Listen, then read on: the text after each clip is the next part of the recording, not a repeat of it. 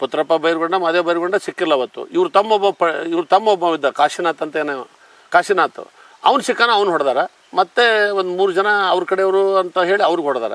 4 ಜನ ಡೆತ್ ಆಗಿದ್ದು. ನಮ್ಮನ್ನ ಯಾವತ್ತಾದ್ರೂ ಹೊಡಿತಾರೆ ಇವರು ಅಂತ ಹೇಳ್ಕೊಂಡು ಪುತ್ರಪ್ಪ, ಮಾದೇವ್ ಬೈರ್ಗೊಂಡ, ಇವ್ರ ಅಣ್ಣ ತಮ್ಮಂದ್ರು ಎಲ್ಲ ಸೇರ್ಕೊಂಡು ಒಂದು ಜೀಪು, ಆ ಜೀಪಿಗೆ 6 mm ಶೀಟು ತಗಡೇನು ಹಾಕ್ತವೆ ಅಂತ ನಾವು ಜಂಕ್ ಸೀಟ್ಗಳನ್ನು ಸೀಟ್ ಹಾಕಿ ಅದನ್ನ ಫೈರ್ ಮಾಡಿದ್ರು ಅದ್ರಾಗ ಹೋಗಿರಬಾರ್ದು ಅಂತೇಳಿ ಬುಲೆಟ್ ಪ್ರೂಫ್ ಟೈಪ್ ಮಾಡ್ಕೊಂಡಿದ್ರು ಅವ್ರು. ಅವಾಗ ಯಾರು ಹತ್ತಕ್ಕೆ ಬರಲ್ಲ. ಮತ್ತೆ ಸುತ್ತಲೂ ಅಲ್ಲೆಲ್ಲೇ ಹೋಲ್ಗಳು ಮಾಡ್ಕೊಂಡು ಯಾರಾದ್ರೂ ಅಟ್ಯಾಕ್ ಮಾಡಿದ್ರು ಅಂತಂದ್ರೆ ಹೊಡ್ಯಕ್ಕೆ ಅವರು ಇದನ್ನ ಮಾಡ್ಕೊಳ್ಳೋರು. ಕೆಳಗಡೆ ಬಿಟ್ಟಾಗ ಮಾತ್ರ ನಾವು ಮೇಲೆ ಹತ್ತಕ್ಕೆ ಸಾಧ್ಯ. ಮತ್ತೆ ನಾವು ಹತ್ತಿದ ಮೇಲೆ ಏಣಿ ತೆಗೆದು ಮೇಲೆ ಇಟ್ಕೊಂಡ್ಬಿಡೋರು. ಮತ್ತೆ ಅಷ್ಟು ಸೇಫ್ಟಿನೂ ಮಾಡಿಕೊಂಡು ಒಂದು ಸ್ಟೇನ್ ಗನ್ನು, ಒಂದು pistol 9mm pistol, sten gun ಇಟ್ಕೊಂಡೆ ನಾನು ಹೋದೆ. ನಾನು ಜರ್ಕಿನ್ ಹಾಕಿ ಈಗ ನಾನು ಇವತ್ತು ನಿಮ್ಗೆ ಏನೋ ಥ್ರೆಟ್ ಐತಿ, ನಮ್ಗೆ ಏನಾರ ಅಟ್ಯಾಕ್ ಮಾಡ್ಬೋದು ಅವರು, ನೀವು ಬರ್ರಿ ಸರ್ ಅಂತ ನೀವು ನನ್ನ ಕರಿತೀರಿ. ಇವತ್ತು ಬರ್ಬೋದು, ನಾಳೆ ಬರ್ಬೋದು, ಎಷ್ಟು ದಿವಸ ಬರೋಕ್ಕಾಗುತ್ತೆ? ಭೇಟಿ ಆಗಕ್ಕೆ ಮಾಹಿತಿ ಕೊಡಕ್ಕಂತ ಬಂದಾನ. ಅದನ್ನ ನನಗೆ ಜನ ಬೇರೆ ರೀತಿಯಲ್ಲಿ ಹೇಳಿದ್ರು. ಇಲ್ಲ ಅಮೀನ್ ಬಂದದ್ದ ನಿಮ್ಮ IB ಹತ್ರ ಅಂತ ಅಂದ್ರು. ಇಲ್ಲ, ಅಮೀನ್ ಸಾಬಾವಟಿ ಅಂದ್ರೆ ಅವ್ನು ಒಂಥರ ಮಹಾ ಚಾಲಕ್ ಇದ್ದ ಅವನು. ನಾವು ಅಷ್ಟೇ ಚಾಲೆಂಜ್ ತಗೊಳ್ತಿದ್ದೆ. ನಾನು ಒಬ್ಬರನ್ನ 303 ಬಂದೂಕ್ ತಗೊಂಡು ಪೊಲೀಸನ್ ಕರ್ಕೊಂಡು ಹವಾಲ್ದಾರನ್ ಕರ್ಕೊಂಡು ನಾನು ಹೋಗ್ತಿದ್ದೆ. ಅವನಿಗೆ ಪಂಚಾಯತಿ ಹತ್ರ ನಡೋ ಊರಲ್ಲಿ ಪಂಚಾಯತಿ ಹತ್ರ ಬೈಕ್ ನಿಲ್ಲಿಸ್ತಿದ್ದೆ. ಯಾವಾಗ ಕಣ್ಮೇಶ್ವರರು ಅಣ್ಣ ತಮ್ಮಂದ್ರು ಅಥವಾ ಅವ್ರ ತಂದೆ ಅವರಿಗೆಲ್ಲ ಹೊಡೆದ್ರು ಇವರು ಬಸ್ನಿಂದ ಎಳೆದು. ಮಾಣಿಕಪ್ಪ ಮಾಸ್ತರ್ ಜೊತೆಗೆ ಕಣ್ಮೇಶ್ವರ್ ಫ್ಯಾಮಿಲಿ, ಅಮೀನ್ ಸಾಬ್ ಔಟಿ ಅವ್ರದ್ದೊಂದು ಗ್ಯಾಂಗ್. ಈ ವಾಡೆಗಳು ಇರ್ತಾವಲ್ಲ, ವಾಡೆ ಟೈಪ್, ದೊಡ್ಡ ಮನೆ ವಾಡೆ ಟೈಪ್. ಅಲ್ಲಿಂದ ನಾವು ರೋಡ್ನಿಂದ ನಾವೇನಿದೆ ಅಲ್ಲ, ನಾವು ಫಸ್ಟ್ ಬಂದು ನಿಂತ್ವಿ. ಅಲ್ಲಿಂದ ಅವ್ನು ಇಳ್ಕೊಂಡು ಹಂಗ ಸುಮ್ಮನೆ ಅವ್ನು ನಿಷೇಧಾಗಿದ್ದು ಏನೋ ಗೊತ್ತಿಲ್ಲ, ಸುಮ್ಮನೆ ಫೈರಿಂಗ್ ಮಾಡ್ಕೊಂತಾನೆ ಬಂದ. ನಾವು ನಮಗೂ ಕಲ್ಪನೆ ಇಲ್ಲ. ಹಂಗ ನಿಂತ್ಕೊಂಡವಿ. ಪ್ಯಾಂಟ್ ಯಾವಾಗ ಚೆರೀಸ್ಗಳು ಗನ್ನು ಹೊಡೆಕತ್ತಿದ್ವು ಅವಾಗ ನಮ್ಗೆ ಇದು ಅರಿವಾಗದಾನ. ನಾನು ಸೈಡ್ ನಿಂತ್ಕೊಂಡೆ ಅಲ್ಲೇ. ಅವು ಪ್ಯಾಂಟಿಗೆಲ್ಲ ಯೂನಿಫಾರ್ಮ್ ಎಲ್ಲ ಹಾಕಿದ್ವಲ್ಲ, ಆ ಪ್ಯಾಂಟಿಗೆಲ್ಲ ಚೆರೀಸು ಹೊಡೆದಾಗ ಅವೇನು ಕರೆಕ್ಟಾಗಿ ಗುರಿ ಇಟ್ಟು ಹೊಡೆಯಂಗಿಲ್ಲ. ಸುಮ್ಮನೆ ನಿಂತ್ಕೊಂಡಾಗ ನಿಷೇಧದಲ್ಲಿ ಹೊಡ್ಕೊಂತ ಬಂದ್ರವರು. ಮತ್ತೆಲ್ಲ ಕಲ್ಲು ಹಾಕಿರ್ತಾರೆ. ಅವು ಕಲ್ಲಿಗೆ ಸಿಡಿದು ನಮಗೆ ನನ್ನ ಪ್ಯಾಂಟಿಗೆ ಬಂದ್ವು 1-2. ಮತ್ತೆ ಕದನ್ ಪಡಕಿತ್ತು ಸುಮಾರು 1/2 ಇಂಚ್ 1/4 ಇಂಚು ಪಡಕವು. ಲಕ್ಕಿಲಿ ನಮಗೆ ಮುಖಕ್ಕೆ ಮತ್ತೆ ಎಲ್ಲಿ ಬಡಿಲಿಲ್ಲ. ಯಾವಾಗ ಪ್ಯಾಂಟಿ ಬಡದು ಅವ್ನು ಫೈರಿಂಗ್ ಮಾಡಕತ್ತೇನೆ, ಅವೇ ಚೆರೀಸ್ಗಳೆಲ್ಲ ಹೊಡೆಯಕತ್ತೇವೆ ಅಂತ ಹೇಳಿ ಸೈಡ್ ನಿಂತ್ಕೊಂಡ್ವಿ. ನಾವು ಸೇಫ್ಟಿ ನೋಡಿ ಮ್ಯಾಲೆ ನೋಡ್ಯಾರ. ಮ್ಯಾಲೆ ಒಬ್ಬ ಪೊಲೀಸ್ ಅದಾರಂತ ಗೊತ್ತಾ, ಮ್ಯಾಲೆ ಇರಕ್ಕೆ ನೋಡಲಿಲ್ಲ ಅವರು. ಅಷ್ಟರಲ್ಲೇ ನಮ್ದೆಲ್ಲ ಟೀಮು ಇಡೀ ಊರ ಕವರ್ ಮಾಡಿ ನಾನು ಮತ್ತೆ ಸಾವಂತ್ ಅವರು ಸುಮಾರು 3 ಗಂಟೆದಿಂದ 6 ಗಂಟೆವರೆಗೂ ಫೈರಿಂಗ್ ಮಾಡ್ಯಾವ. ಅವ್ರು ಏನ್ ಸರ್ ಏನ್ ಹೇಳ್ತೀರಾ? ಕರ್ನಾಟಕದಲ್ಲಿ ಇದು ಹೌದಾ ಎಕ್ಸ್ಚೇಂಜ್ ಆಫ್ ಫೈರಿಂಗ್. ಅವರ ನಮ್ಮ ನಡಬಿಟ್ಟಲೆ ನಮಗೆ ಸಮಸ್ಯೆ ಅಂದ್ರೆ ಸುಮಾರು 1-1.5-2 ಲಕ್ಷ ರೂಪಾಯಿ ಹೋರಿಗಳು ಎದ್ದು 2 ಅಲ್ಲಿ ಹೋರಿ ಕಟ್ಟಿದ್ರು ಅವ್ರ ಮನೆ ಎದುರುಗಡೆ. ಆ ಹೋರಿಗಳನ್ನ ತಪ್ಪಿಸಿ ನಾವು ಅವ್ರು ಫೈರ್ ಮಾಡಿದ ನಾವು ಫೈರ್ ಮಾಡ್ಬೇಕಂತ. ಆ ಹೋರಿಗೆ ಏನೂ ಆಗಬಾರ್ದು ಅಂತೇಳಿ ಎತ್ತುಗಳು ಕಟ್ಟಿದ್ರಲ್ಲಿ ಮನೆ ಎದುರುಗಡೆನ. ಅವಕ್ಕೇನು ಆಗಬಾರ್ದು. ಆದ್ರೂ ಪಾಪ ಅವಕ್ಕೆ ಕೊರಳಲ್ಲಿ ಒಂದು ಇದು ಇರುತ್ತಲ್ಲ, ಅಂಥದ್ರಲ್ಲಿ ಒಂದು ಅವ್ರ ಗುಂಡು ನಮ್ಮ ಗುಂಡು ಅವ್ರು ಬರೋದು ಬಂದು ನೋಡಿ ಬಾಗಿಲು ಹಿಂಗೆ ತೆಗೆದವ್ರು ಪಟ್ಟನ ಫೈರ್ ಮಾಡಿ ಅಲ್ಲೇ ಬಾಗಿಲು ಹಾಕೊಂಡಿಲ್ಲ. ಅವ್ರು ಅವ್ರ ಹತ್ರ ಯಾವ ರೈಫಲ್ ಇತ್ತು ಸರ್? ಎಲ್ಲ ಇವ ಡಬಲ್ ಬ್ಯಾರಲ್, ಸಿಂಗಲ್ ಬ್ಯಾರಲ್ ಗನ್ಗಳು, ಈ ವೆಪನ್ಗಳಿದ್ವು. ಒಂದು 5-6 ವೆಪನ್ಗಳು. ಬೆಳಗ್ಗೆ ಸರೆಂಡರ್ ಆದ್ರು ಅವ್ರು. ಅವ್ರಿಗೆ ಗೊತ್ತಾಯ್ತು ನಾವು ಯಾವಾಗ ಮೈಕ್ನಾಗ ಗುಲ್ಬರ್ಗಾ ಪೊಲೀಸರು ನಮ್ಮವರು ಎಲ್ಲರೂ ನಾವು ಪೊಲೀಸರು ನಮ್ಮ ವಿರೋಧಿ ಗ್ಯಾಂಗ್ನವ್ರು ಅಲ್ಲ ಅಂತ ಹೇಳಿದ್ಮೇಲೆ ಆಮೇಲೆ ಫೈರಿಂಗ್ ಮಾಡೋದು ಸ್ಟಾಪ್. ಆಮೇಲೆ ನೀವು ಸರ್ ನಿಮ್ದು ಎಷ್ಟು ಸರಿ ಫೈರಿಂಗ್ ಮಾಡಿದ್ರೆ? ನೀವು ರಾತ್ರಿ ಇಡೀ 2 ತಾಸು ಗಂಟೆ ಮಾಡಿದ್ರೆ? ಹೌದೌದು. ನಾವು ನಮ್ದು ಸಣ್ಣ ವೆಪನ್ನಿಂದ ಮಾಡಲಿಲ್ಲ, ಪಿಸ್ಟಲ್ನಿಂದ ರಿವಾಲ್ವರ್ನಿಂದ ನಾವು 303 ಬಂದೂಕ್ ತಗೊಂಡ ಮಾಡಿದ್ದು. ಮತ್ತೆ ದೂರ ಇಷ್ಟು ಇಲ್ಲಿಂದ ಹಿಡಿದು ಅಷ್ಟು ರೋಡ್ನಷ್ಟು ಕವರ್ ಆಗ್ಬೇಕಲ್ಲ ನಮ್ಗೆ. ನಾವು ಅಷ್ಟು ದೂರ ಹೋಗಿ ನಿಂತ್ಕೊಂಡ್ವಿ. ಅಲ್ಲಿ ನಿಂತ್ಕೊಂಡು ನಾವು ಸೇಫ್ಟಿ ನೋಡ್ಕೊಂಡು ನಾವು ಅವ್ರಿಗೆ ಫೈರ್ ಮಾಡೋದು, ಅವ್ರು ನಮಗೆ ಫೈರ್ ಮಾಡೋದು. ಬಟ್ ನಮಗೂ ಏನೂ ಆಗಲಿಲ್ಲ. ಅವ್ರಿಗೆ ಸ್ವಲ್ಪ ಅವರ ಸಿಸ್ಟರ್ಗೆ ಟಚ್ ಆಗಿತ್ತು, ಒಂದಿಷ್ಟು ಕಾಲಿಗೋ ಎಲ್ಲಿಗೋ ಒಂದಿಷ್ಟು ಟಚ್ ಆಗಿತ್ತು. ಅವ ಪವರ್ಫುಲ್. ಇದು ರಿವಾಲ್ವರ್ ಒಂದು 100 ಮೀಟರ್ಸ್ ಏನು ಆ ಕದನ್ಯಾಗ ಒಂದು ಅರ್ಧ ಸೆಂಟಿಮೀಟರ್ ಒಳಗೆ ಹೋಗಕ್ಕೆ ಸಾಧ್ಯ ಇಲ್ಲ ಅಂತ ಕದಗಳು ಅವು. ಸೊ ಫೈರ್ ಎಕ್ಸ್ಚೇಂಜ್ ಆಗುತ್ತೆ, ಬೆಳಗ್ಗೆವರೆಗೆ ಆಗುತ್ತೆ. ಬೆಳಗ್ಗೆವರೆಗೆ ಆಗಿ ಆಮೇಲೆ ಸುಮಾರು 5-5:30 ಸುಮಾರು ನಿಲ್ಸಿದ್ರು ಅವ್ರು ಫೈರ್ ಮಾಡೋದು. 5 ಗಂಟೆ ನಂತರ ಮೋಸ್ಟ್ಲಿ ಅವರು. ನಾವೆಲ್ಲ ಮೈಕ್ನಾಗ ನಾವು ಪೊಲೀಸ್ನವರು, ಗುಲ್ಬರ್ಗಾ ಪೊಲೀಸು, ಬಿಜಾಪುರ ಪೊಲೀಸರು ಅಂದಟ್ಟಿಗೆ ಅವಾಗ ಸ್ಟಾಪ್ ಮಾಡಿ ಅವಾಗ ಅವ್ರದ್ದು ಬೇರೆ ಕಡೆ ಪಾಸ್ ಆಗಕ್ಕೆ ಪಕ್ಕದ ಮನೆಯಲ್ಲಿ ಅವು ದೊಡ್ಡ ಗೋಡೆ 2-2 ಫುಟ್ 3-3 ಫುಟ್ ಗೋಡೆಗಳು. ಆ ಗಾಡಿ ಹೊಡೆದು ಆ ಕಡೆ ಹೋಗ್ಬೇಕು ಅಲ್ಲಿ ಅಂತ ತಿಳ್ಕೊಂಬಿಟ್ಟಾರ ಅವ್ರು. ಬಟ್ ಆ ಮನಿ 4 ಮನಿ ಇರೋದನ್ನ ಪೊಲೀಸರು ಕವರ್ ಮಾಡ್ಯಾರ ಅಂತ ಅವ್ರಿಗೆ ಅರಿವಿಲ್ಲ. ಎಲ್ಲ ಕಡೆ ಪೊಲೀಸರು ಕವರ್ ಆಗಿ ಅಲ್ಲಿ ಹೊಡೆದು ಆ ಕಡೆ ನೋಡ್ಯಾರ, ಅಲ್ಲಿ ಪೊಲೀಸರು ಕವರ್ ಆಗೈತಿ. ವೆಪನ್ಗಳು ಆ ಮನೆಗೂ ಇಟ್ಟರು, 1-2-3 ವೆಪನ್ಗಳು ಅಲ್ಲಿ ಇಟ್ಟಿದ್ರು. ಎಲ್ಲವನ್ನೂ ಸೀಸ್ ಮಾಡಿದ್ವಿ ನಾವು ಆ ಟೈಮ್ಗೆ. ಕೊನೆಗೆ ಎಷ್ಟು ವೆಪನ್ಸ್? ಬಟ್ 5 ಸಿಕ್ಕಿವು ಅವು ಎಲ್ಲ. ಇವೆ ಏನು ಡಬಲ್ ಬ್ಯಾರ್ಲು, ಸಿಂಗಲ್ ಬ್ಯಾರ್ಲು, ಈ ಪಿಸ್ಟಲ್ಗಳು ಇಲ್ಲ. ಸ್ಟೇನ್ ಗನ್ ಇದ್ದವ ಅವೆಲ್ಲ. ಅವನ ಕಡೆ ಇವರು ಇದು ಉಮ್ರಾಣಿ ಗ್ಯಾಂಗ್ ಮಲ್ಲಿಕಾರ್ಜುನ ಅವ್ರ ಕಡೆ ಇದ್ದು ಅಂತ ಕೇಳಿದ್ವಿ ನಾವು. ಇವ್ರು ಇಟ್ಕೊಂಡಿದ್ದ ಕಾರಣ ಏನಂತೆ? ಅದೇ ಒಂದು ಅವ್ರದ್ದು ವೈಯಕ್ತಿಕ ದ್ವೇಷಗಳು. ನೀವೀಗ ಅಟ್ಯಾಕ್ ಆಗಿದ್ದು ಫೈರ್ ಎಕ್ಸ್ಚೇಂಜ್ ಆಗಿದ್ದು ಅಲ್ಲಿ ಕೇಶಪ್ಪತ್ ಅವ್ರ ಕಡೆ. ಇವರು ಯಾವ ಟೀಮ್ ಇವ್ರ ವಿರೋಧವಾಗಿ? ಅಲ್ಲಿ ಕಡಮೇಶ್ವರ್ ಫ್ಯಾಮಿಲಿ ಈ ಟೀಮಿಗೆ ವಿರೋಧ ಇದ್ದಿದ್ದು. ಹೌದು. ಅಮೀನ್ ಸಾಬ್ ಔಟಿ ಅಂತ ಒಬ್ಬವ, ಆ ಮಾಣಿಕಪ್ಪ ಮಾಸ್ತರ್ ಮಕ್ಕಳು, ಈ ಗ್ಯಾಂಗಿಗೆ ಅಪೋಸಿಟ್. ಎಂಟೈರ್ ಈ ಗ್ಯಾಂಗಿಗೆ ಈ ಟೀಮ್ ಅಪೋಸಿಟ್. ಹೌದು, ಅವ್ರದ ಒಂದು ಗ್ಯಾಂಗು, ಇವ್ರದೇ ಒಂದು ಗ್ಯಾಂಗ್. ಇವ್ರದೇ ಒಂದು ಗ್ಯಾಂಗು. ಶಿವಾಜಿ ಬೋರ್ಗಿ, ಕೇಶಪ್ಪತ್ ಅವ್ರ ಕೇಡ, ಇವ್ರದ್ದೊಂದು ಗ್ಯಾಂಗ್ ಇಲ್ಲಿ. ಆ ಕಡೆ ಮಾಣಿಕಪ್ಪ ಮಾಸ್ತರ್ ಜೊತೆಗೆ ಕಡ್ಮೇಶ್ವರ್ ಫ್ಯಾಮಿಲಿ, ಅಮೀನ್ ಸಾಬ್ ಔಟಿ, ಅವ್ರದ್ದೊಂದು ಗ್ಯಾಂಗ್. ಯಾರು ಸರ್ ಇದು ಅಮೀನ್ ಸಾಬ್ ಔಟಿ ಅಂದ್ರೆ? ಅಲ್ಲೇ ದೇವ್ಡ್ಗೌದವ್ನು ಅವನು. ಹೌದೌದು, ಅವನ್ನ ಕೋರ್ಟ್ ಎದುರುಗಡೆನ ಹೊಡೆದ್ರು, ಸಿಂಧಿಗೆ ಕೋರ್ಟ್ ಎದುರುಗಡೆನ ಹೊಡೆದ್ರು. ಆ ಸಿಚುವೇಶನ್ ಅಲ್ಲಿ ನೀವಿದ್ರೆ ಸರ್? ನನ್ನ ಕಡೆಯಿಂದ 2 ಸಲ ತಪ್ಸ್ಕೊಂಡು ಹೋಗ್ಯಾನ ಅವನು. ಅದೇ ಅಮೀನ್ ಸಾಬ್ ಔಟಿ. ಅಲ್ಲ, ಅಮೀನ್ ಸಾಬ್ ಔಟಿ ಅಂದ್ರೆ ಅವನು ಒಂಥರ ಈ ಮಹಾಭಾರತದಲ್ಲಿ ಶಕುನಿ ಟೈಪ್ ಇರೋಲ್ಲ, ಆ ಟೈಪ್ ಇದ್ದಂಗೆ ಇದ್ದ ಅವನು. ಆಟ ಆಡ್ಸ ಮಹಾ ಚಾಲಕ್ ಇದ್ದ ಅವನು. ಮತ್ತೆ ಇವ್ರ ಕಡೆ ಗುರುತಿಸ್ಕೊಂಡಂತ ಅವನು, ಇವನ ಎಲ್ಲ ಐಡಿಯಾ ಮಾಡಿಕೊಡ್ತಾನ ಅಂತ ಹೇಳಿ ಅವ್ನು ಹೊಡಿಬೇಕು ಅಂತ ಇವರು ಈ ಕಡೆ ಅಪೋಸಿಟ್ ಗ್ಯಾಂಗ್, ಚಂದಪ್ಪನ ಗ್ಯಾಂಗ್ನವರು. ಅವ್ನು ಸಿಗ್ತಿದ್ದಿಲ್ಲ ಯಾರಿಗೂ. ಕೋರ್ಟಿಗೆ ಅಂತ ಹೋದಾಗ ಅವನ್ನ ಸ್ಟೇನ್ ಗನ್ ಹಾಕಿ ಹೊಡೆದಾರಂತ ಗೊತ್ತಾಯ್ತು. ಆಮೇಲೆ ನಾವು ಹೋಗಿದ್ದು ಕೋರ್ಟ್ ಅಟೆಂಡ್ ಆಗಂದ 10:30 11:30 ಒಳಗೆ ನಾನು ಕೋರ್ಟಲ್ಲೇ ಹೊಡೆದ್ವಿ. ಕಣ್ಮೇಶ್ವರ ಫ್ಯಾಮಿಲಿ ಸೈಡ್ ಇದ್ದೀವಿ, ಶರಣಪ್ಪ ಕಣ್ಮೇಶ್ವರ ಜೊತೆಗೆ. ಯಾವಾಗ ಕಣ್ಮೇಶ್ವರರು ಅಣ್ಣ ತಮ್ಮಂದ್ರು ಅಥವಾ ಅವ್ರ ತಂದೆ ಅವರಿಗೆಲ್ಲ ಹೊಡೆದ್ರು ಇವರು ಬಸ್ನಿಂದ ಎಳೆದು, ಅವಾಗ ಅವರು ಅಲ್ಲಿ ಶರಣಪ್ಪ ಕಣ್ಮೇಶ್ವರ ಸ್ವಲ್ಪ ಸೈಲೆಂಟ್ ಆದವ, ಯಾರು ಕೂಟಾಗ ಹೋಗ್ತಾ ಇರ್ಲಿಲ್ಲ. ಆದ್ರೂ ತಮ್ಮ ಹುಷಾರಾಗಿರೋರು ತಮ್ಮದೇ ಆದಂತ ಒಂದು ಟೀಮ್ ಕಟ್ಕೊಂಡಿರೋರು ಇವ್ರು ಸುಮ್ಮನಿದ್ರು ಗ್ಯಾಂಗ್ ಆ ಕಡೆ ಸುಮ್ಮನೆ ಶಿವಾಜಿ ಬೋರ್. ಇಲ್ಲ, ನಾನು ಅವ್ರ ಊರಲ್ಲಿ ದೇವಡ್ಗಾವದಲ್ಲಿ ಓಡಾಡ್ತಾ ಇದ್ದೆ. ಅವಾಗ ನಮಗೆ ಚಾಲೆಂಜ್ ಮಾಡೋರು. ಅವಾಗ ಬೈಕ್ ತಗೊಂಡು ನಾವು ಅಡ್ಡಾಡ್ತಾ ಇದ್ವಿ. PSI ಇಲ್ಲಿ ಬಂದ ಅಂದ್ರೆ ಹೊಳ್ಳಿ ಹೋಗ್ಲಾರ್ದಾಗ ಮಾಡ್ತೇವೆ. ಆಯ್ತು ಅಂತಂದ್ರೆ ನಾವು ಅಷ್ಟೇ ಚಾಲೆಂಜ್ ತಗೊಳ್ತಿದ್ದೆ. ನಾನು ಒಬ್ಬರನ್ನ 303 ಬಂದೂಕ್ ತಗೊಂಡು ಪೊಲೀಸನ್ ಕರ್ಕೊಂಡು ಹವಲ್ದಾರನ್ ಕರ್ಕೊಂಡು ನಾನು ಹೋಗ್ತಿದ್ದೆ. ಅವನಿಗೆ ಪಂಚಾಯತಿ ಹತ್ರ ನಡೋ ಊರಲ್ಲಿ ಪಂಚಾಯತಿ ಹತ್ರ ಬೈಕ್ ನಿಲ್ಲಿಸ್ತಿದ್ದೆ. ನಮ್ಮ ಪಂಚಾಯತಿಗೆ ಆ ಪಂಚಾಯತಿ ಹತ್ರ ನಿಲ್ಸಿ ಅವ್ನಿಗೆ ಹೇಳಿ ಹೋಗ್ಬಿಡ್ತಿದ್ದೆ ನಾನು, ಈ ಬೈಕಿಗೆ ಯಾರಾದ್ರೂ ಬೆಂಕಿ ಹಚ್ಚಿದ್ರೆ ಫೈರ್ ಮಾಡು, ಏನ್ ಬೇಕಾದಾಗ್ಲಿ ಫೈರ್ ಮಾಡೋದು.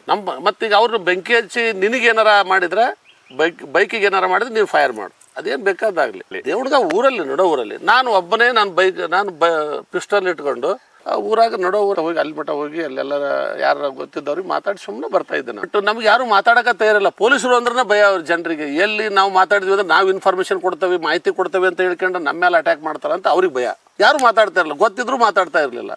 ಮತ್ತೆ ವಾಪಸ್ ಬರೋ ಮುಂದ ನನ್ನ ಎದುರುಗಡೆ ಒಂದ್ ದಿವಸ ಬಂದ ಪಟ್ಟನ ರಿಟರ್ನ್ ಅಮೀನ್ ಸಾಬ್ ಹೊಟ್ಟಿ ಹೊಳಿದವನು. ರೋಡ್ ಅಷ್ಟು ಇಷ್ಟು ನನಗೂ ಅವನಿಗೂ ಡಿಸ್ಟೆನ್ಸ್.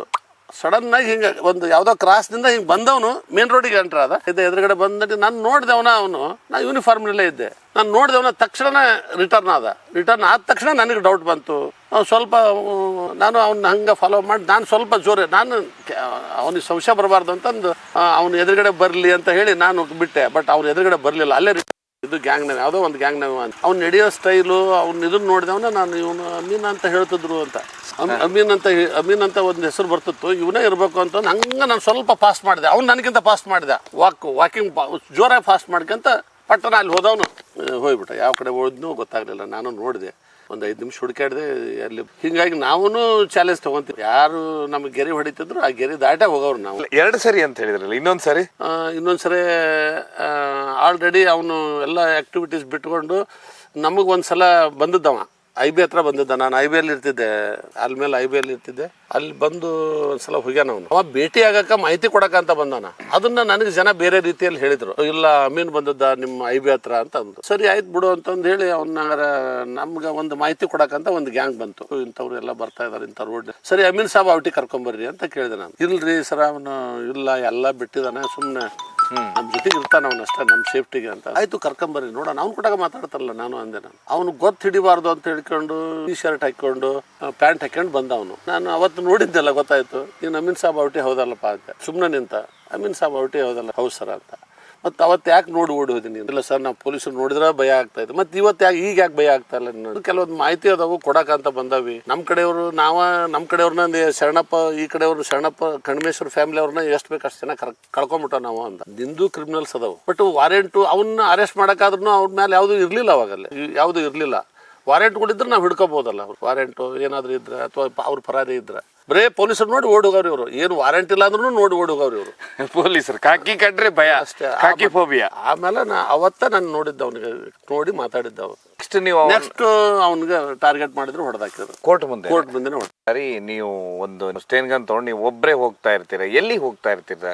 ಒಂದ್ಸಲ ನನಗೆ ಕರೆಸಿದ್ರು, ನನಗೆ ಇಲ್ಲ ನಿಮ್ಮ ಕೂಡ ಮಾತಾಡ್ಬೇಕು ಅಂತೇಳಿ. ನನ್ನ ಜೊತೆಗಿದ್ದ ಟೀಮ್ನವರು ಅವರು ಕ್ರಿಮಿನಲ್ಸ್ ಜೊತೆಗೆ ಸಂಪರ್ಕ ಇರೋದ್ರಿಂದ ಅವ್ರು ಯಾರು ಕೂಡ ಹೋಗ್ಬಾಡ್ರಿ ಬೇಡ ಅಂದ್ರೆ ಏನಿಲ್ಲ, ಅವ್ರೇನು ನೋಡೋಣ ಅದೇನಾದರೂ ನಾನು ಫೇಸ್ ಮಾಡ್ತೀನಿ ಅಂತಂದು ನಾನು ಒಬ್ಬನೇ ಮತ್ತೆ ಅವ್ರ ಕಾರ ಕಳಿಸಿದ್ರು. ಅವ್ರ ಕಾರ್ನ ಏನಾದರೂ ಇನ್ಫಾರ್ಮೇಶನ್ ಕೊಡ್ತಾರ ಅಂತ ನಮ್ಗೆ ಆಸೆ, ಏನು ಬೇಕಾದ್ರೂ ಹೋಗೋಣ ಅಂತ ನಮ್ಮ ಆಸೆ ಇರ್ತೈತಿ. ಮತ್ತೆ ಅಷ್ಟು ಸೇಫ್ಟಿನೂ ಮಾಡಿಕೊಂಡು ಒಂದು ಸ್ಟೇನ್ ಗನ್ನು, ಒಂದು pistol 9mm pistol sten gun ಇಟ್ಕೊಂಡೆ ನಾನು ಹೋದೆ. ನಾನು ಜರ್ಕಿನ್ ಹಾಕಿ ಒಬ್ಬರೇ ಅವ್ರ ಕಾರ್ನಾಗ ಅವ್ರ ಡ್ರೈವರ್ ಜೊತೆಗೆ ಒಬ್ಬರೇ ಹೋದೆ. ನಾವು ಹೋಗಿ ಒಂದು ಎಲ್ಲೋ ಮನೆ ಹತ್ರ ಒಂದು ಕರೆಸಿದ, ಒಂದು 2-3 ಕಿಲೋಮೀಟರ್ ದೂರದಲ್ಲಿ ಹೋಗಿ ನಿಂತ್ಕೊಂಡು ನಾವು ಮಾತಾಡಿದ್ವಿ. ನಿಮ್ಮ ಹತ್ರ ನಿಮ್ಮ ಮನೆಗೆ ನಾವು ಬರ್ಬೇಕಾದ್ರೆ ನಿಮ್ಮ ಬ್ರದರ್ ನಮ್ಮ ಸ್ನೇಹಿತ ಆ ಹುಡುಗ ಪರಿಚಯ ಇದ್ದ ನಮ್ಗೆ, ಅವನು ಗ್ರಾಮ ಪಂಚಾಯತಿ ಮೆಂಬರ್ ಆಗಿದ್ದ, ಇಲ್ಲಿ ಆಲ್ಮೇಲ್ ಪೋಲ್ ಅವನ ಹಳ್ಳಿ, ನನ್ನ ಹತ್ರ ಕಳಿಸ್ಕೊಡು, ನಾನು ನಿಮ್ಮ ಮನೆಗೆ ಬರ್ತಾನೆ ಅಂತ ಹೇಳ್ತಾ ಇದ್ದಾನೆ. ಈಗ ಹೆಂಗೆ ಮಾಡೋದು ಅಂದ್ರೆ ಕಳಿಸ್ಕೊಡ್ಬಾಡ್ರಿ ಅದನ್ನ. ಇಲ್ಲಿ ಏನಾದರೂ ನಾವು ಪೊಲೀಸರು ಅಟ್ಯಾಕ್ ಮಾಡಿದ್ವಿ ಅಂದ್ರೆ ಅವನು ಹೊಡಿತಾರೆ ಅವರು, ಅಥವಾ ಅವ್ನಿಗೆ ಕಿಡ್ನಾಪ್ ಮಾಡ್ತಾರೆ. ಕಳಿಸ್ಕೊಡಕ್ಕೆ ಹೋಗ್ಬಾಡ್ರಿ. ಇವತ್ತಿಲ್ಲ ನಾಳೆ ಅಂತೂ ಸಿಗಲೇಬೇಕು, ಕ್ರಿಮಿನಲ್ ಸಿಕ್ಕೇ ಸಿಗ್ತಾರ. ನನ್ನ ಸಲಹೆ ಇದು, ಇಷ್ಟ್ರ ಮೇಲೆ ನಿಮ್ಮ ಇಚ್ಛೆ ಅಂತ ಹೇಳಿ ಬಂದ್ಬಿಟ್ಟೆ. ನಾನು ಹೋಗಿ ಕಳಿಸ್ತಿಲ್ಲ ಅವರು, ಅವ್ನು ಬರ್ಲಿಲ್ಲ. ಅವನು ಸುಮಾರು 22 ದಿನ ಕಾದ್ವಿ ನಾವು ಸೊಲ್ಲಾಪುರದಲ್ಲಿ. ಟ್ರ್ಯಾಪ್ ಮಾಡಬೇಕು, ಹಿಡಿಬೇಕು, ಮಾಡ್ಬೇಕು ಎಲ್ಲ ಅಲ್ಲೇ. ಅಲ್ಲಿ ಕೆಲವೊಂದು ಹಳ್ಳಿ ಅದಾವ, ಅಲ್ಲಿ ಹಳ್ಳಿಗಳು ಪಾಯಿಂಟೆಡ್ ಹಳ್ಳಿ ಇದ್ವು. ಅವ್ನು ಎಲ್ಲೆಲ್ಲಿ ಇರ್ತಾನೆ ಏನು ಎಲ್ಲಿ, ಅದೇ ಹಳ್ಳಿಗೆ ಸಾಕಷ್ಟು ಸಲ ಹೋಗಿ ಬಂದು ನಾವು. ಇದಾದ್ಮೇಲೆ ಒಂದು ಸರಿ ನೀವು ಇವ್ರ ಜೋಡಿನವ್ರ ಸೌಕಾರ್ ಜೋಡಿನೂ ಒಮ್ಮೆ ರಾತ್ರಿ ಕಳೀತು. ಸೌಕಾರ್ ಜೋಡಿ ರಾತ್ರಿ ಕಳಿಯೋದು ಅಂತ ಹೇಳಿದ್ರ ಅವ್ರದ್ದು ಫುಲ್ ಥ್ರೆಟ್ ಇತ್ತು. ಏನಾಗಿ ಸರ್ ಅದು ಸಿಚುವೇಶನ್ ಏನಾಗಿತ್ತು? ಇಲ್ಲ, ಇವ್ರದ್ದು ಏನು ಅಂತ ಹೇಳಿದ್ರೆ ಇವರು ಯಾವಾಗಲೂ ಇವರು ಅಂತ ಏನು ಧೈರ್ಯವಾನ್ರಲ್ಲ. ಅದು ಸುಮ್ಮನೆ ಇವರು ಅವ್ರಿಗೆ ಬಂದು ಅಟ್ಯಾಕ್ ಮಾಡ್ಬೋದು ಅಂತ ಹೇಳಿ. ಯಾರು ಶ್ರೀಶೈಲ, ಮಲ್ಲಿಕಾರ್ಜುನ, ಅಂಬಾಜಿ, ಅವ್ರ ಗ್ಯಾಂಗ್ ಇಂಡೈರೆಕ್ಟ್ ಆಗಿ ಗ್ಯಾಂಗ ಮುಂದೆ ಬಿಟ್ಟು ಅವರು ಮಲ್ಲಿಕಾರ್ಜುನ, ಶ್ರೀಶೈಲ, ಅಂಬಾಜಿ ಅವರು ಸಾವುಕಾರ ಪುತ್ರಪ್ಪ ಸಾವುಕಾರನ ಹೊಡಿಬೇಕು ಅಂದ್ರೆ ಇವ್ರನ್ನ ಅವ್ರು ಮುಂದೆ ಬಿಡ್ತಿದ್ರು.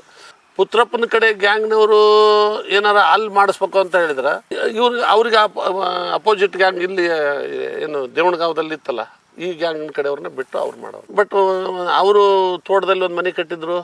ಆ ಮನೆಯಲ್ಲಿ ಪಕ್ಕಕ್ಕೆ ಒಂದು ಮನೆ ಕಟ್ಟಿ ಅದ್ರ ಮೇಲೆ ಮನೆ ಮಾಡಿ ಕಟ್ಟಿ ಒಂದು ಏಣಿ ಹಾಕಿ, ಆ ಏಣಿ ಏನಿತ್ತು ಸರ್ ಅದು? ಬರೀ ಸಿಚುವೇಶನ್ ಭಾರಿ ಚೆನ್ನಾಗಿದೆ, ಹೇಳಿ ಸರ್. ಅದು ಒಂದು RCC ಮನೆ ಮಾಡಿದ್ದಾರೆ ಕೆಳಗಡೆ ಚಿಕ್ಕದೊಂದು. ಅದು 20x20 ಇರ್ಬೋದು, 20x30 ಇರ್ಬೋದು. ಅದ್ರ ಮೇಲೆ ಮತ್ತೊಂದು ರೂಮ್ ಕಟ್ಟಿದ್ರು ಅವರು. ಅಲ್ಲಿಗೆ ಯಾವುದೇ ರೀತಿ ಹೋಗ್ಲಿಕ್ಕೆ ಏನು ಇದು ಇಲ್ಲ, ಸೌಕರ್ಯ ಇಲ್ಲ. ಅಲ್ಲಿ ಹತ್ಬೇಕು ಅಂತಂದ್ರೆ ಏಣಿ ಹಾಕೊಂಡ ಹತ್ಬೇಕು ಅಲ್ಲಿಗೆ. ಈಗ ನೀವು ಹೆಂಗೆ ಚೇರ್ ತಗೊಂಬಂದಿರಲ್ಲ ಕುತ್ಕೊಳ್ಳಿಕ್ಕೆ ಎಮರ್ಜೆನ್ಸಿ, ನಿಮ್ಮ ಕೈಯಾಗ ಚೇರ್ ಅವು, ನೀವು ಕುಂದಿರ್ಬೇಕು ಅಂತಂದ್ರೆ ಇಲ್ಲ ನಿಂದಿರ್ಬೇಕು, ಆ ಟೈಪ್ ಅವರು ಅವ್ರದ್ದೇ ಆದಂಥ ಒಂದು ಏಣಿ ಮಾಡಿ ಇಟ್ಕೊಂಡಿದ್ರು. ಆ ಏಣಿನ ಕೆಳಗಡೆ ಬಿಟ್ಟಾಗ ಮಾತ್ರ ನಾವು ಮೇಲೆ ಹತ್ತಕ್ಕೆ ಸಾಧ್ಯ.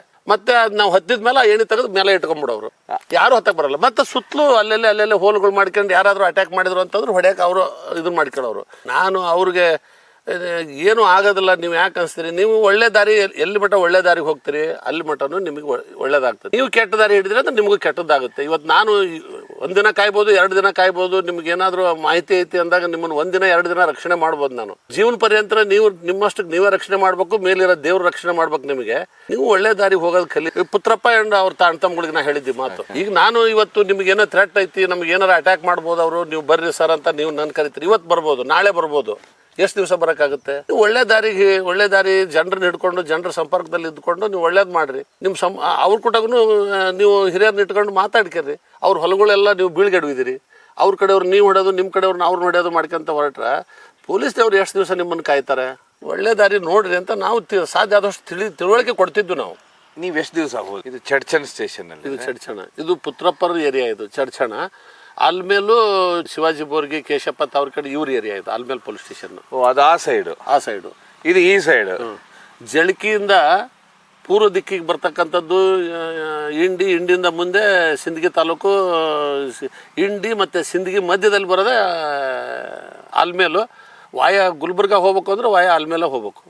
ಚಡ್ಚಣ ಇದು ನ್ಯಾಷನಲ್ ಹೈವೇ ಏನು 13 ಅಂತ ಬರುತ್ತೆ, ಸೊಲ್ಲಾಪುರ ಚಿತ್ರದುರ್ಗ ರೋಡ್ ಇದೆಯಲ್ಲ, ಅದು ವಾಯ ಜಳಕಿ ಮೇಲೆ ಹೋಗುತ್ತೆ. ಜಳಕಿಯಿಂದ ಪಶ್ಚಿಮ ದಿಕ್ಕಿಗೆ ಏನು ಬರುತ್ತಲ್ಲ ಅದು ಉಮ್ರಾಣಿ ಅಂತ ಬರುತ್ತೆ ಅಲ್ಲೆಲ್ಲ. ಆ ಉಮ್ರಾಣಿಯಲ್ಲಿ 94ರಲ್ಲಿ ನಾನು ಇಲ್ಲಿ ಹಲಿಗೇರಿ ಪೊಲೀಸ್ ಸ್ಟೇಷನ್ಗೆ ಟ್ರಾನ್ಸ್ಫರ್ ಆಗಿ ಬಂದೆ. ನಾನು ಬರೋ ದಿವಸನೇ, ನಾನು ಅವತ್ತು ಬರೋ ಹಿಂದಿನ ನೈಟನೇ ಅಲ್ಲಿ 4 ಜನ ಡೆತ್ ಆಗಿದ್ರು. ಇವರ ಎಲ್ಲ ಕೇಶ ಬೋರ್ಗಿ ಇವರೆಲ್ಲ ಹೋಗಿ ಊರ ಅಟ್ಯಾಕ್ ಮಾಡಿ 4 ಜನ ಡೆತ್ ಆಗಿದ್ರು ಉಮ್ರಾಣಿಯಲ್ಲಿ. ಈ ಪುತ್ರಪ್ಪನ ಹುಡುಕ್ಯಾರ, ಇವನು ಸಿಕ್ಕಿಲ್ಲ. ಅವ್ರ ತಮ್ಮ ಮಹಾದೇವ್, ಅವನು ಸಿಕ್ಕಿಲ್ಲ, ಮಹಾದೇವ್ ಬೈರ್ಗೊಂಡ. ಪುತ್ರಪ್ಪ ಬೈರ್ಗೊಂಡ ಮಾದೇವ್ ಬೈರ್ಗೊಂಡ ಸಿಕ್ಕಿಲ್ಲ ಅವತ್ತು. ಇವ್ರ ತಮ್ಮ ಒಬ್ಬ ಇದ್ದ ಕಾಶಿನಾಥ್ ಅಂತ ಏನೋ, ಕಾಶಿನಾಥ್ ಅವ್ನು ಸಿಕ್ಕಾನ, ಅವ್ನು ಹೊಡೆದಾರ. ಮತ್ತೆ ಒಂದು 3 ಜನ ಅವ್ರ ಕಡೆಯವರು ಅಂತ ಹೇಳಿ ಅವ್ರಿಗೆ ಹೊಡೆದಾರ. 4 ಜನ ಡೆತ್ ಆಗಿದ್ರು. ಅಂದ್ರೆ ಅವತ್ತು ಪೂರ್ತಿ ಟೀಮೇ ಒಳಗೆ ಹೋಗ್ಬಿಟ್ಟಿದೆ. ಒಂದು 50ರಿಂದ 60 ಮಂದಿ ಟೀಮ್ ಮಾಡ್ಕೊಂಬಂದಾರ. ಅದು ನಮ್ಗೆ ನಾವು ವಾಪಸ್ ಊರಿಗೆ ಟ್ರಾನ್ಸ್ಫರ್ ಆಗಿ ನಾವು ಮಕ್ಕಳು ನಾವು ಬರುವಾಗ ನಮಗೆ ಸಾಯಂಕಾಲ ಗೊತ್ತಾಯ್ತು. ಇದರಲ್ಲಿ ಟಿವಿಯಲ್ಲಿ ನೋಡ್ತಾ ಇದ್ವಿ ನಾವು, ಬಾದಾಮಿಯಲ್ಲಿ. ಏನು ಹಿಂಗಾಯ್ತಲ್ಲ ಅಂತ ಅನ್ಕೊಂಡು ಬಂದ್ವಿ. ನಾವು ಬಂದು ಪೊಲೀಸ್ ಸ್ಟೇಷನ್ಗೆ ಹೊಸದಾಗಿ ಜಾಯ್ನ್ ಆಗಿ 1 ವಾರ ಆಗಿರಲಿಲ್ಲ. ಅಷ್ಟೊಟ್ಟಿಗೆ ನಮಗೆ ಮತ್ತೆ ಬುಲಾವ್ ಬಂತು ಅಲ್ಲಿಗೆ. ಏನಂತ ಹೇಳಿ ಸರ್, ನೀವು ಆ ಒಂದು ಮರ್ಡರ್ ಕೇಸ್ನಲ್ಲಿ ನೀವು ಇನ್ವೆಸ್ಟಿಗೇಷನ್ಗೆ ಬರಬೇಕು, ನೀವು ಅಸಿಸ್ಟ್ ಮಾಡಬೇಕು ಅಲ್ಲಿ ಆಯೋಗ ಅಂತ ಟೀಮ್ ಮಾಡಿ ನನಗೂ ಹಾಕಿದ್ರು. ಅವಾಗ ಮಾಡಿದ್ವಿ ನಾವು. ಅಂದ್ರೆ ನೀವು ಇಲ್ಲಿಗೆ ಬಂದಿದ್ರ? ರಾಣೆಬೆನ್ನೂರು ಹತ್ರ ಹಲಿಗೇರಿಗೆ ಬಂದಿದ್ದೆ ನಾನು. ಮತ್ತೆ ರಿವರ್ಸ್ ಟ್ರಾನ್ಸ್ಫರ್. ಮತ್ತೆ ಅಲ್ಲಿ ಆ ರೀತಿ ಭಾಳ ಆಗಿದಾವೆ. 2 ಸಲ ಹೋಗಿದ್ದೆ ನಾನೆಲ್ಲ. 2 ಸಲ ದೊಡ್ಡ ಮರ್ಡರ್ ಆದಾಗ 2 ಸಲನೂ ಹೋಗಿ. ಈಗ ಇವ್ನು ಅಮೀನ್ ಸಾಬ್ ಔಟಿ ಹೊಡೆದಾಗೂ ಹೋಗ್ಯಾನಿ. ಅವಾಗ ಒಂದು 20 ದಿವಸ ಹೋಗ್ಯಾವ. ಅವತ್ತೇನಿತ್ತಂತೆ ನೆನಪಿದ್ದೇನೆ ಸರ್? ಉಮ್ರಾಣಿದು ಕೊನೆಗೆ ತನಿಖೆ ಮಾಡ್ತಿರಲ್ಲ, ಯಾವ ಸಿಚುವೇಶನ್ ಇತ್ತಂತೆ ಹೊಡೆದಾಗೆಲ್ಲ? ಗನ್ನ ಮಚ್ಚರ ಆಹಾಕಾರ ನೋಡಿ. ಆವತ್ತು ಜನ ಹೇಳಿದ್ದು ಇಡೀ ಊರಿಗೆ ನಾವು ಎಲ್ಲ ಹೋಗಿ ನೋಡಿದ್ವಲ್ಲ ನಾನು ಆ ಸಂದರ್ಭದಲ್ಲಿ. ಬಟ್ ರೋಡ್ಗಳು ವೈಡ್ ಆಗಿರಲಿಲ್ಲ. ರೋಡ್ಗಳು ಇಷ್ಟೇ ರೋಡಿಗೆ ನಾವೇನು ಕುತ್ಕೊಂಡಿದ್ದೇವಲ್ಲ ಇಷ್ಟೇ, ಸುಮಾರು ಒಂದು 8-9 ಅಡಿ ಅಗಲ ರೋಡ್, 10 ಅಡಿನೂ ಇಲ್ಲ. ಅಗಲ ಜಾಸ್ತಿ ಇದ್ರೂ ಬೆಳಿ ಅಂತವ್ ನಾವು. ಜಂಗಲ್ಗಳು ಸಿಕ್ಕಾಬಿಟ್ಟು, ಈ ಕಡೆ ಜಂಗಲ್ ಬೆಳೆದೈತಿ, ಈ ಕಡೆ ಜಂಗಲ್ ಬೆಳೆದೈತಿ. ಸುಮ್ಮನೆ ಬರೀ ನಡ್ಕೊಂಡು ಬೈಕ್ನಾಗ ಕಾರ್ನಾಗ ಹೋಗಕ್ಕೆ ಅಂಜಿಕೆ. ಕಾರ್ಡ್ ಟೈಪು ಆ ಕಡೆ ನಿಂತ್ಕೊಂಡು ಅಲ್ಲಿ ನಮ್ಮ ಇವ್ರು ನಿಂತ್ಕೊಂಡಾರಲ್ಲ ಸ್ನೇಹಿತರು, ಆಗ ನಿಂತ್ಕೊಂಡು ಫೈರ್ ಮಾಡಿದ್ರು ಗೊತ್ತಾಗಲ್ಲ. ಇದೊಂದು ಕಬ್ಬಿನ ಹೊಲಗಳು ಪಕ್ಕದಲ್ಲೇ, ಈ ಕಡೆನೂ ಕಬ್ಬಿನ ಹೊಲಗಳು. ಇದು ಉಮ್ರಾಣಿ ಸಿಚುವೇಶನ್. ಉಮ್ರಾಣಿದು ಅಂತ ಸಿಚುವೇಶನ್ದಲ್ಲಿ ನಾವು ಇವ್ರು ಏನು ಮಾಡಿದ್ರು, ನಮ್ಮನ್ನು ಯಾವತ್ತಾದರೂ ಹೊಡಿತಾರೆ ಇವರು ಅಂತ ಹೇಳ್ಕೊಂಡು ಪುತ್ರಪ್ಪ, ಮಾದೇವ್ ಬೈರ್ಗೊಂಡ, ಇವ್ರ ಅಣ್ಣ ತಮ್ಮಂದ್ರು ಎಲ್ಲ ಸೇರ್ಕೊಂಡು ಒಂದು ಜೀಪು, ಆ ಜೀಪಿಗೆ 6 mm ಶೀಟು ತಗಡೇನು ಹಾಕ್ತವೆ ಅಂತ ನಾವು, ಜಂಕ್ ಸೀಟ್ಗಳನ್ನು ಸೀಟ್ ಹಾಕಿ ಅದನ್ನ ಫೈರ್ ಮಾಡಿದ್ರು ಅದ್ರಾಗ ಹೋಗಿರಬಾರ್ದು ಅಂತೇಳಿ ಬುಲೆಟ್ ಪ್ರೂಫ್ ಟೈಪ್ ಮಾಡ್ಕೊಂಡಿದ್ರು ಅವ್ರು.